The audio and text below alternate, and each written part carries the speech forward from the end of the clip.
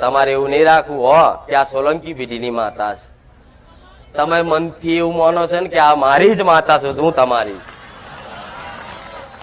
ખાલી દીવા જુદા છે, ખાલી પેઢી જુદી છે. તમારા વડવાઓનું, સોલંકી વડવાઓનું પુનઃ કર્મ કદાચ જુદા હશે, એમનો વંશ કદાચ જુદો હશે, પણ દેવી શક્તિ તો તમારા ઘેર બેઠી ને, એની જ હું મેલડી છું. જેમ દરેક ભાવિકોએ એક મનથી નક્કી કરીને આયા છો કે બારીજા ધામ સોલંકી પેઢીની માતાએ જઈએ, બહુચર મેલડીના ધામે જઈએ, તો કદાચ દરેકના દુઃખ દૂર થાય છે. એવા અમારાય થશે, અમારાય દુઃખ મટશે, અમારાય મનની વાતો પૂરી થશે, એવો બધો દરેક વિશ્વાસ લઈને આયા છે.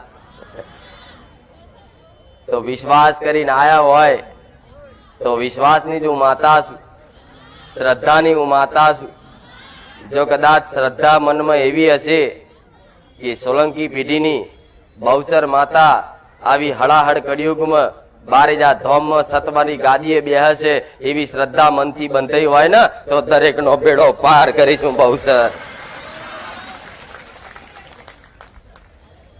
અને વિશ્વાસ એને કહેવાય કે જેમ તમે રોજ ઘેર બેઠા વિડીયો જોયા,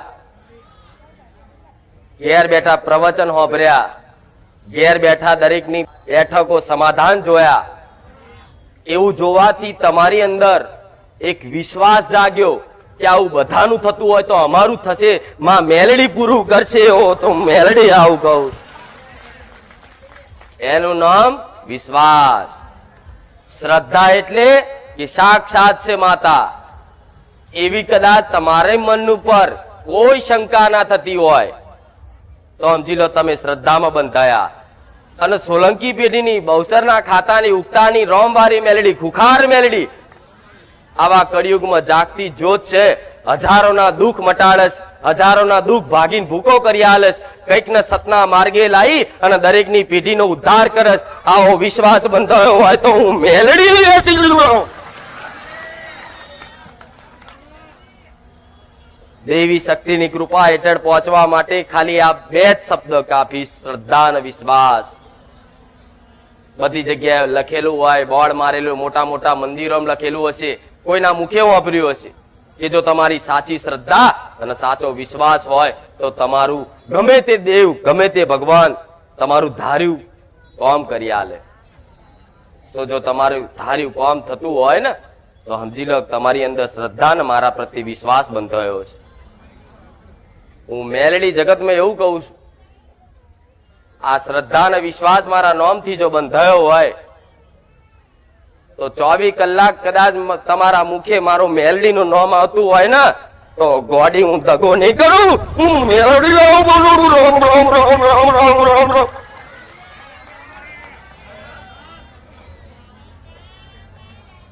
એક સમય તમારા ઘર પરિવારમાં, એક સમય તમારા ઘરના મોટા ભાઈ ઉપર, તમારા હગા ભાઈ ઉપર, તમારા મિત્ર ઉપર, તમારા સગા સંબંધી ઉપર તમે વિશ્વાસ રાખ્યો હોય ને, તો કદાચ એ વિશ્વાસમાં આજ દગો થઈ શકે કે માં આટલો વિશ્વાસ રાખ્યો પણ અમારી જોડે દગો કર્યો. પણ જગતમાં આવો ભ્રમ કાઢી નાખજો. સાચો વિશ્વાસ એડો મારા નામથી લાગ્યો હોય ને, હું મેલડી જાહેરમાં એવું કહું છું કે દગો નહીં કરું. તમારી આસ્થા, તમારા વિશ્વાસ ઉપર કોઈ ખિલવાડ નહીં કરું, એનું 100% પ્રમાણ રાખીશ. હું સોલંકી પેઢીની રોમવારી મેલડી છું, એટલે કોઈ આવો ડર રાખતા નહીં. અમારા આટલા રવિવાર થયા, આટલા વખતથી આવીએ, શું થશે માં જો હાચી કદાચ શ્રદ્ધા બંધ થઈ છે ને, તો આ શ્રદ્ધા હું મેલડી તમારી નહીં તૂટવા દઉં. આવું માતા કહું. કોઈ મારું પ્રમાણ લીધા વગર આયા નહીં. આ 5 થી મોડી 25,000 30,000 મારા ભાવિકો મારા સાનિધ્યમાં આવતા હોય દર રવિવાર, તો એમને કોઈ આવ્યું ઘેર બેઠા વિડીયો જોયા ને, ઘેર બેઠા કદાચ વિશ્વાસ રાખ્યો ને, અને ઘેરથી કદાચ વાત નક્કી મૂકી, વાત કરી, મૌનતા રાખી અને વાત મેં પૂરી કરી આલી ને, તારે તમે મારા સાનિધ્યમાં આવ્યા. એટલે તમારી શ્રદ્ધા ના તૂટે એનું ધોન તો હું મેળવી રાખીશ. એ તમારો વિશ્વાસ મારાથી મારા પ્રત્યેનો ના તૂટે. જમ ડગલે ને પગલે પ્રમાણ આલવા વાળી. અત્યારે ઘરની બહાર નીકળતા હશો ને, નોકરી ધંધા જતા હશો ને, તો એ કઈક ને રામ રામ બોલતા કરી નાખ્યા, જય મેરડી બોલતા કરી નાખ્યા. ઘેરથી કદાચ નીકળો, બહાર બજારમાં જાઓ અને બજારમાં જતા 5 જણા કદાચ મળે ને કે જય માતાજી જય મેલડી, તો સમજી લો હું 5 ડગલા આગળ. મારી કૃપામ છો એ બીજી વાતની પ્રમાણ એવું કે તમારા સગા સંબંધીમાં, તમારા કાકા કુટુંબમાં એવી ખબર પડી જાય છે કે આ તો મેલડી વાળા છે, અને એમાં તે આ તો કુખાર મેલડી વાળા છે. તમારી ઓળખ મારા નામથી બંધાય. જાઓ એટલે કે આયા કુખાર મેલડી વાળા. તો એ નહીં બોલતો, એના મુખે હું મેલડી નામ બોલાડું છું.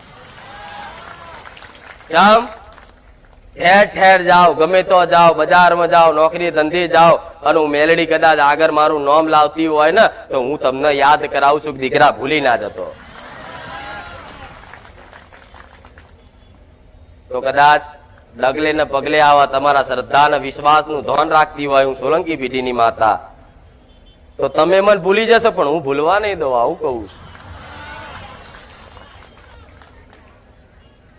નક્કી કરી લીધું છે ને મનથી કે માં જે થવું એ થાય માં, પણ તારા શરણ છોડવા નહીં, તારી સાનિધ્ય છોડવું નહીં, જગતમાં ચોય ફરવું નહીં. માં પહેલી ને છેલ્લી તું મળી, બસ પેલા મળી જે તો અમારો ઉદ્ધાર થઈ ગયો. આવું કઈક દીકરા દીકરીઓ મોટા વડીલોએ આવું નક્કી કર્યું છે. તો આવું મને કદાચ વચન આલ્યું હોય ને કે માં તને છોડવી નહીં, તો સમજી લો હું છોડવાય નહીં દઉં. રવિવાર કદાચ આવ્યો હશે ને, કદાચ રવિવાર ચોક બીજે જવાનું થયું છે ને, અને કદાચ 2 રવિવાર મારા સાનિધ્ય નહીં આવે ને, તો 3જા રવિવાર કહેવાય ચમ નહીં આવતો. અને આ વાતના સપના કઈક ભાવિકોને આલ્યા છે કે 2 રવિવાર ઘેર બેઠા હોય ને, તો 3જા રવિવાર આવીને કહું ચમ દીકરી આવતી નહીં, મન ભૂલી જઈ. કોઈ દીકરાને કહું મને ભૂલી ગયો, એટલે તરત કે માતાજી સપનામાં હતા લે હેડો. એમ કરીને તમારી શ્રદ્ધા ટકી રહેશે. તો જો તમારી શ્રદ્ધા ટકાવવાનું કામ હું મેલડી કરતી હોય, તો સમજી લો મને તમારી પડી છે, મને તમારી કદર છે. તમે જેટલું મને આદર સન્માન આલો છો ને, એટલી હું મેલડી તમારી કદર કરું છું. એ થાકી ના જશો, હિંમત ના હારશો. જગતમાં માતાઓ ચોય નહીં મરી જઈ, જાગતી છે. જો જગતમાં જોયા છે ભૂવા ધૂણવા વાળા, દોણા નાખવા વાળા, હોકરો મારવા વાળા, કાચ ખાવા વાળા, દારૂની બોટલો પીવા વાળા, પણ મારા જેવી મીઠી મીઠી વાતો કરવા વાળી મેલડી ચોક જોઈએ છે. હું મેલડી આવું કહું તો આવું ધન હું તમારું રાખીશ. આ જો જગ્યા નોની પડી, શું કરશો? કોઈ વાંધો નહીં, બધા પ્રાર્થના કરજો મારા રોમ ને કે હારી જગ્યા મોટી મસ્ત લઈ આલે, એટલે હારી શાંતિથી બધાની વ્યવસ્થા થાય ને બેહાય.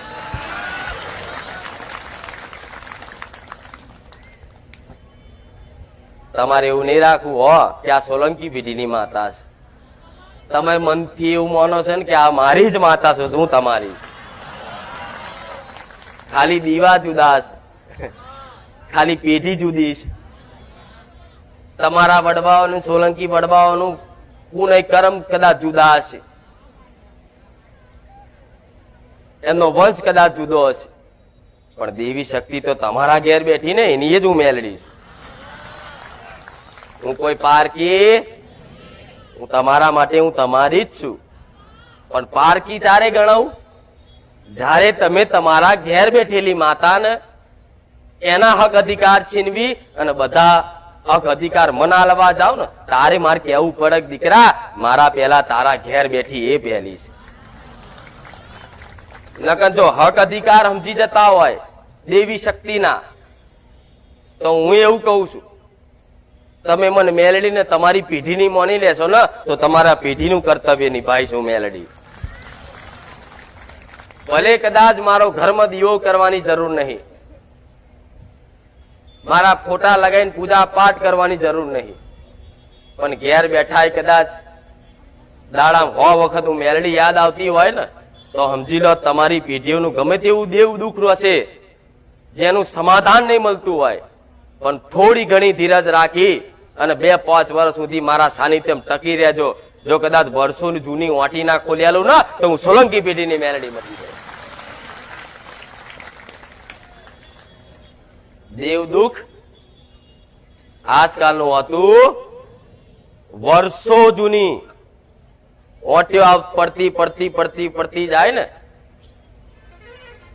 એ ગોઠ મારેલી હોય, જેમ જેમ ખેંચતા જાઓ ને એમ ગોઠ બંધાય, છૂટે નહીં. એ રીત વર્ષોથી તમારા ગઈડિયા